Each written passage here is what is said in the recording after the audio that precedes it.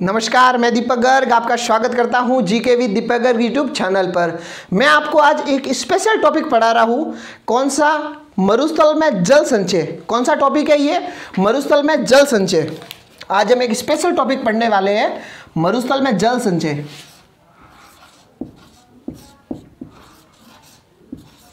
मरुस्थल में जल संचय, ठीक है। ये स्पेशल क्यों है मैं आपको बता देता हूं। किसी किसी एग्जाम में तो ये डायरेक्ट दिया हुआ है, स्पेशल टॉपिक लगता है। किसी किसी एग्जाम में ये स्पेशल टॉपिक लगता है, मरुस्थल में जल संचय, तथा ये मरुस्थल जब पढ़ते हैं उसके रिलेटेड ही है, इसलिए मैं आपको ये पढ़ा रहा हूँ। और बहुत प्रश्न पुटअप होने की बहुत ज़्यादा चांस है, क्योंकि मरुस्थल में जल संचय है जो इससे प्रश्नों पुटअप होने के ज़्यादा चांस इसलिए है क्योंकि पानी को कैसे बचाया जाए वो इसमें पढ़ाते हैं। पानी को कैसे हमको संरक्षण करके रखना है वो इसमें हम पढ़ेंगे कि क्या क्या विधि हम अपना सकते हैं, ठीक है। और मैं बता दूं, हमको पानी तो संरक्षण करना ही चाहिए क्योंकि पानी बहुत कम है हमारे धरती पर। जैसे कि अगर मान ले कि पानी कुल 100% है तो उसका 97.5% या 97.3%, ये तो एनसीईआरटी में दिया हुआ है 97.3% एनसीईआरटी के अकॉर्डिंग है। तो 97.5% ये गाइडों के हिसाब से है। 97.5% या 97.3% पानी पीने योग्य नहीं है, महासागरों में है। कहाँ पर है? महासागरों में। तथा बचा कौन सा? 2.5% या 2.7% पानी पीने योग्य है। और इसमें भी कौन सा? तालाबों में यही पानी है, नदियों में भी यही पानी है, तथा भूमि के अंदर जो पानी है वो भी इसमें गिना जाएगा। लो बोलो, कहाँ है पानी? पीने है ही नहीं, पीने के लिए। प्यासे मर जाओगे, ध्यान रखना। अगर नहीं आपने संरक्षण किया तो प्यासे मर जाओगे अगर पानी का संरक्षण नहीं किया तो। पानी बहुत कम है। तथा एक राज्य है तमिलनाडु,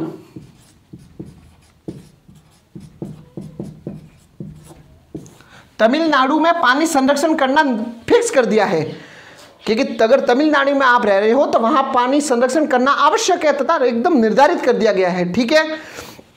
एक बात, एक महत्वपूर्ण डेट है, आपको मैं बता देता हूं। जल दिवस,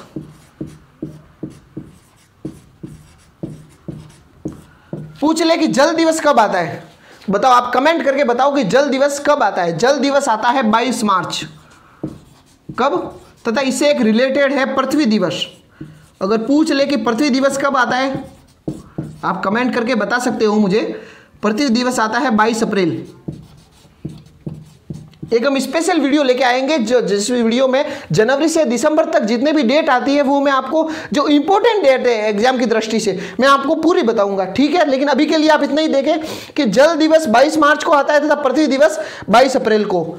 जो कुल विद्युत है 100%, कुल विद्युत भी 100%, उसका 22% भाग, कुल विद्युत का 22% भाग, कुल विद्युत का 22% भाग पानी से बनता है। क्या कहा मैंने? कुल विद्युत का 22% भाग जल से बनता है, ठीक है। अब हम पढ़ेंगे मरुस्थल में जल संचय। मरुस्थल में जल संचय में सर्वप्रथम पढ़ेंगे हम प्लाया। क्या पढ़ेंगे? प्लाया, ठीक है। अब प्लाया किसे कहते हैं? बरसात के पानी से बनी अस्थायी झील या बरसात के पानी से बनी बड़ी झील को प्लाया कहते हैं। बरसात के पानी से बड़ी झीलों को प्लाया कहते हैं। अगर पूछ ले प्लाया किसे कहते हैं तो बड़ी झीलों को, जो किसके थ्रू बनी है? बरसात के थ्रू। बड़ी झीलों को प्लाया कहते हैं। किसे? बरसात से। बरसात के पानी से बनी बड़ी झीलों को प्लाया कहते हैं तथा यह खारे पानी की होती है। ये कैसी होती है? खारे पानी की होती है। क्यों? आप सोच रहे होंगे बरसात का पानी तो मीठा होता है, खारा कैसे हुआ? तो ये प्लाया कहाँ बनता है? जैसे कि ये मरुस्थल है, तो यहाँ पर जो पानी गिरा एक जगह एकत्र हो गया बड़ी मात्रा में, मतलब ये बड़ी झीलों को कहते हैं प्लाया। छोटी झीलों को अलग नाम है, बड़ी झीलों को प्लाया कहते हैं। ये एकत्र हो गया बहुत जगह। तो मरुस्थल का आपको पता है, मरुस्थल किसका भाग है? 33 सागर का। 33 सागर का किसका भाग है? 33 सागर का। तो 33 सागर का भाग है, मतलब इसकी खारापन है मरुस्थल में। तब मरुस्थल खारा होने के कारण जो ये झील बनती है ये भी खारी हो जाती है। पलाया झील खारी होने का कारण मैंने समझा दिया क्यों होती है, क्योंकि मरुस्थल खारा है तथा पानी, बरसात का पानी अगर मरुस्थल से संपर्क करेगा तो ऑब्वियसली वो खारा ही होगा। ठीक है, तो प्लाया किसे कहते हैं? बरसात के पानी से बनी बड़ी झीलों को प्लाया कहते हैं। यह मुख्यतः जैसलमेर में है तथा इनका पानी खारा होता है। उदाहरण के लिए हम सांबर झील मान लेते हैं, उदाहरण के लिए सांबर झील, ठीक है, उदाहरण के लिए सांबर झील। फिर दूसरा हम पढ़ेंगे रण, टाट या डांड। क्या है? रण, टाट या डांड, ये तीनों एक ही शब्द है, अलग अलग है, मतलब एक ही शब्द के अलग अलग नाम है, ठीक है, रण, टाट या डांड। अब रण, टाट या डांड किसे कहते हैं? रण, टाट या डांड का मतलब बरसात के पानी से बनी छोटी झीलों को रण, टाट या डांड कहते हैं। बरसात के पानी से बनी छोटी झीलों को रण, टाट या डांड कहते हैं। अगर पूछ ले कि रण, टाट या डांड किसे कहते हैं, तो बरसात के पानी से बनी छोटी झीलों को रण, टाट या डांड कहते हैं। तीसरा है इसमें तल्ली या पोखर। क्या है? तल्ली या पोखर, ये बहुत इंपॉर्टेंट है, पूरा देखना आप एकदम। और एक बात बता दूं कि अगर आपको हमारी वीडियो पसंद आई है तथा इस वीडियो से कुछ नॉलेज गेन किया हो तो आप लाइक करना वीडियो को तथा सब्सक्राइब करना ना भूलें। तथा इसी के साथ अगर हमारी वीडियो में कुछ कमी है तथा वीडियो नहीं पसंद आई है तो कमेंट में हमें जरूर बताएं कि किस लिए पसंद नहीं आई है, ठीक है। तल्ली या पोखर, तल्ली या पोखर किसे कहते हैं? तल्ली या पोखर, जब आपको पता है, जब या तो मरुस्थल में डायरेक्ट अगर पानी, बरसात का पानी संपर्क में आ रहा है तब तो खारा होगा, लेकिन अपन को खारा नहीं करना है, पानी, बरसात का पानी का सदुपयोग करना है, तो कैसे कर सकते हैं? बरसात का पानी वहां उस इलाके में आए, जैसे कि ये नीचे तो मरुस्थल है, खारा हो जाएगा, ये चट्टान है यहाँ बड़ी बड़ी ऐसे, तो यहाँ अगर पानी आ जाता है, यहाँ अगर सेव हो जाता है तो ऑब्वियसली पानी खारा नहीं होगा, क्योंकि ये तो क्या चट्टान के संपर्क में आया है। जब पानी, तल्ली या पोखर किसे कहते हैं? मतलब जब बरसात का पानी चट्टानी इलाकों में एकत्र हो जाता है। कहाँ? चट्टानी इलाकों में बरसात का पानी, बरसात का पानी चट्टानी इलाकों में, जब बरसात का पानी चट्टानी इलाकों में एकत्र हो जाता है तो उसे कहते हैं तल्ली या पोखर। और ये मीठा पानी होता है, एक ध्यान रखना, अगर पूछ ले आपको कि तल्ली या पोखर का पानी कैसा होता है तो मीठा पानी। कैसा होता है? मीठा पानी। रण, टाट, डांड ये खारा पानी होता है, सबको पता है, क्योंकि मरुस्थल के संपर्क में आ गया है, ये भी मरुस्थल के संपर्क में आने से खारा पानी बन गया है। लेकिन तल्ली या पोखर का पानी, बरसात का पानी जब चट्टानी इलाकों में आ जाता है तो उसे तल्ली या पोखर कहते हैं, क्योंकि चट्टानी इलाकों में अगर आ गया है तो ये ऑब्वियसली मीठा पानी होगा, ठीक है। तब ये क्या होता है कि ये जो यहाँ बना है, जो यह पानी सेव हुआ है, ये लगातार तो पानी बहता नहीं है, बरसात का पानी कुछ सीमित समय के लिए रहता है, क्योंकि बरसात आ गई, बरसात का सीजन खत्म हो गया, तब ये पानी अगर नहीं होगा तो धीरे धीरे उड़ जाएगा। जब मैंने आपको एक पिछले वीडियो में पढ़ाया था कि जो जिस इलाके में पानी बह रहा है, नदी है, तालाब है, जो भी है, उसके आसपास जो मिट्टी होती है वो बहुत उपजाऊ होती है, मैंने आपको बताया था। तो ऑब्वियसली यहाँ भी मिट्टी होगी तो वो मिट्टी उपजाऊ होगी। जब ये चट्टानी इलाकों का पानी जब उड़ जाता है तथा खत्म हो जाता है, पानी चला जाता है, तब जो यहाँ मिट्टी बचती है उसे एक अलग नाम दिया गया है, उसे कहते हैं खडीन। उस मिट्टी को कहते हैं खडीन या मरहो। क्या कहते हैं? खडीन या मरहो। खडीन या मरहो कहते हैं, कई कई जगह मरहो भी कहते हैं। किसको कहते हैं? खडीन या मरहो।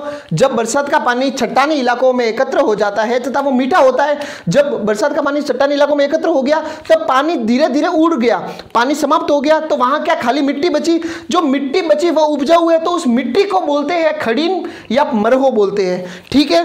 अब ये मिट्टी बची है तो यहाँ पर एक जाति आती है ब्राह्मण। कौन सी जाति? ब्राह्मण जाति।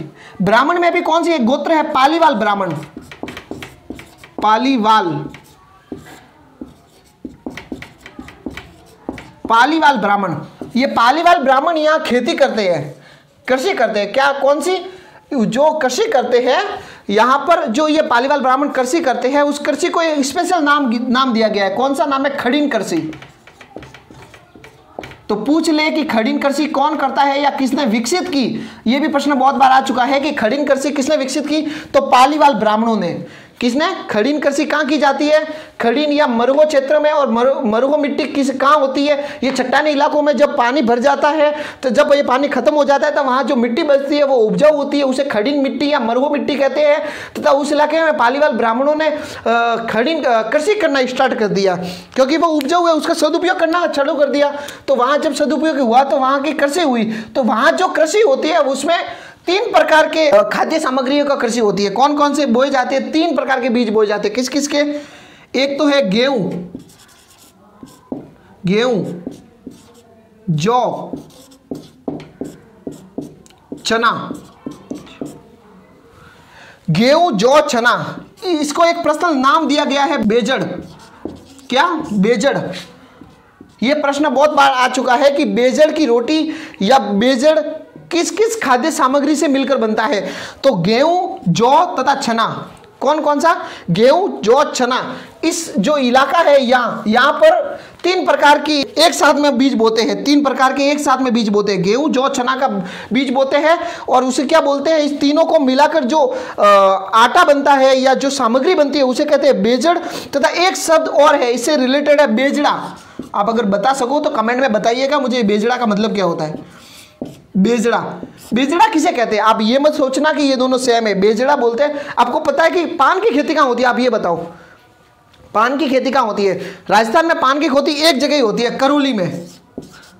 कहाँ पर? करौली में। करौली में पान की खेती को बोलते हैं बेजड़ा। करौली में पान की खेती को बोलते हैं बेजड़ा। गेहूं प्लस जौ प्लस चना की जो मिलाकर जो बनता है उसे कहते हैं बेजड़। बेजड़ की रोटी जयपुर की प्रसिद्ध है। प्रसिद्ध तो नहीं है, मतलब वहाँ बनती है मोटे मोटे। अब अगर आप होटल में जाते हो, बड़े बड़े होटल में जाते हो, तो वहाँ अगर आप बोलते हो कि बेजड़ की रोटी खानी है तो आपको मिल जाएगी। तीनों की मिक्स होती है, गेहूँ प्लस जौ प्लस चना, और बहुत शानदार होती है। आप खा के देखना कभी, ठीक है? और ये कहाँ होती है? ये जौ प्लस गेहूं प्लस चना ये इस इलाके में होती है। तथा खड़ीन कृषि किसने विकसित की? पालीवाल ब्राह्मणों ने, ठीक है? जब ये कहाँ आती है? तल्ली या पोखर में। तल्ली या पोखर किसे कहते हैं? जब बारिश का या बरसात का पानी चट्टानी इलाकों में एकत्र हो जाता है, जिसे उसे कहते हैं तल्ली या पोखर, ठीक है? ये हो गया। क्या क्या पढ़ लिया हमने? प्लाया पढ़ लिया। किसको प्लाया किसको बोलते हैं? बरसात के पानी से बनी बड़ी झीलों को प्लाया बोलते हैं। खारे पानी की होती है। फिर रण, टाट या डांड किसे बोलते हैं? बरसात के पानी से बनी छोटी झीलों को रण, टाट या डांड कहते हैं। फिर तल्ली या पोखर किसे बोलते हैं? जो चट्टानी इलाकों में पानी एकत्र हो जाता है बरसात का पानी, उसे तल्ली या पोखर बोलते हैं। अब एक शब्द आता है नाड़ी। कौन सा शब्द? अगर आप राजस्थान से बिलोंग करते हो तो आपको पता ही होगा कि नाड़ी किसको बोलते हैं। कौन सा शब्द है? नाड़ी। नाड़ी किसे कहते हैं? जो नाड़ी सर्वप्रथम जिसने बनाई थी वह था राव जोधा।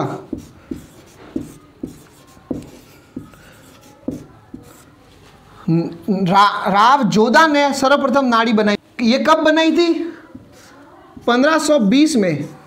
कब? 1520 में। नाड़ी को सर्वप्रथम किसने बनाई थी? राव जोधा ने बनाई थी 1520 में। और ये ज्यादातर कहाँ देखने को मिलती है? जोधपुर में। नाड़ी का ज्यादा देखने को कहाँ मिलेगी? जोधपुर में। नाड़ी सबसे ज्यादा जोधपुर में देखने को आपको मिलेगी। तथा नाड़ी, अगर डेफिनेशन बोलूं, अगर किसी को समझ में नहीं आए तो नाड़ी किसे कहते हैं मैं आपको बता देता हूं कि गांव के बाहर दैनिक आवश्यकताओं की पूर्ति के लिए बनाया गया छोटा तालाब। किसे? गांव के बाहर दैनिक आवश्यकताओं की पूर्ति के लिए बनाया गया छोटा तालाब, उसे कहते हैं नाड़ी, ठीक है? किसने बनाई थी सर्वप्रथम? राव जोधा ने 1520 में। और ये सबसे ज्यादा कहां पे है? जोधपुर में, ठीक है? एक नाड़ी के फिर बाद आता है जालरा।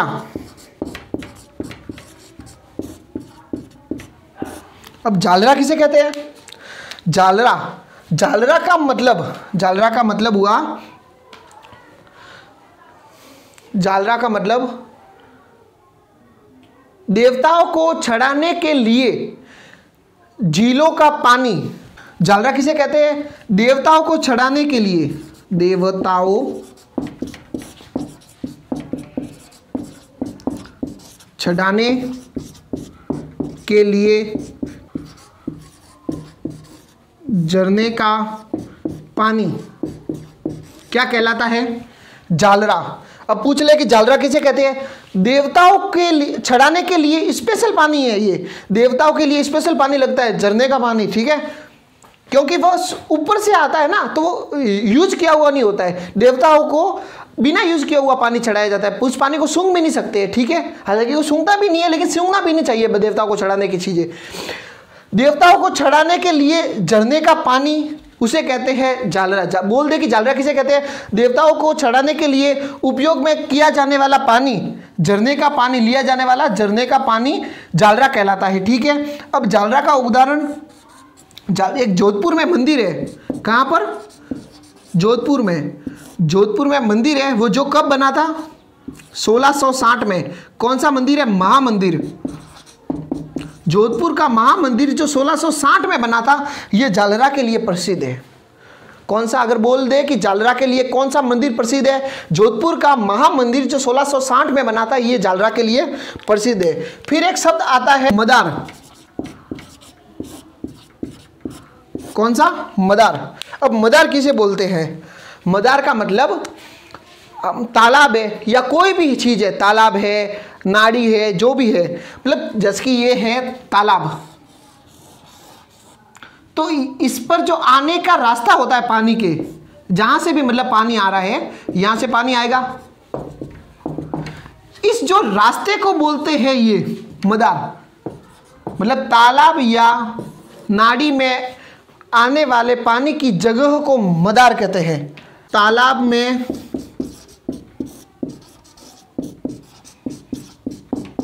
पानी आने की निश्चित जगह को, किसको? निश्चित जगह।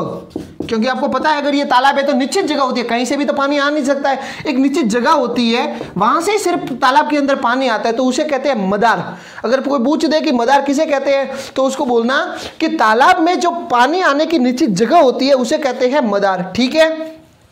और एक यहां शब्द है बावड़ी शब्द। बावड़ी किसे कहते हैं? सीढ़ीदार जो कुएं होते हैं उसे बावड़ी कहते हैं। किसे? सीढ़ीदार, सीढ़ीदार कुओं को बावड़ी कहते हैं। सीढ़ीदार कुओं को बावड़ी कहते हैं। अगर पूछ ले कि बावड़ी किसे कहते हैं, तो सीढ़ीदार कुओं को बावड़ी कहते हैं।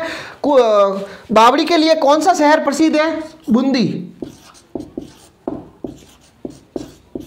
बावड़ियों का शहर बूंदी। तथा बावड़ी कहाँ की प्रसिद्ध है? चांद बावड़ी, दौसा। यह बावड़ी है चांद बावड़ी, जो कहाँ की है? दौसा। इसे भूल भुलैया भी कहते हैं। क्या बोलते हैं? भूल भुलैया। भूल